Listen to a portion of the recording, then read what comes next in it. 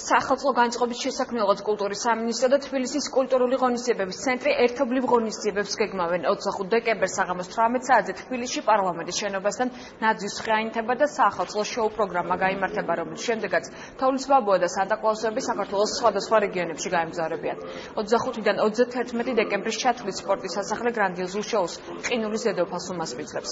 თბილისის საკონცერტო დარბაზში საოპერო გალა კონცერტი გაიმართება საახალწლო დღესასწაული თბილისში 31 დეკემბერს ევროპის მოედანზე კონცერტით დასრულდება. 1000-მდე სანტა-კლაუსის მცველობა მოეწყობა რუსთაველის გამზირზე.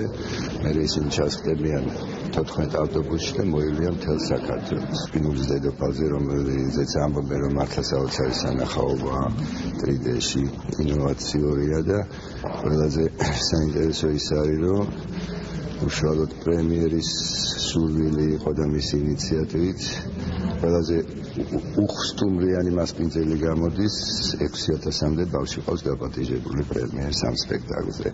მოგეხსენება თბილისის მერიას არაერთი ღონისძიება აქვს წინა საახალწლო პერიოდში დაგეგმილი.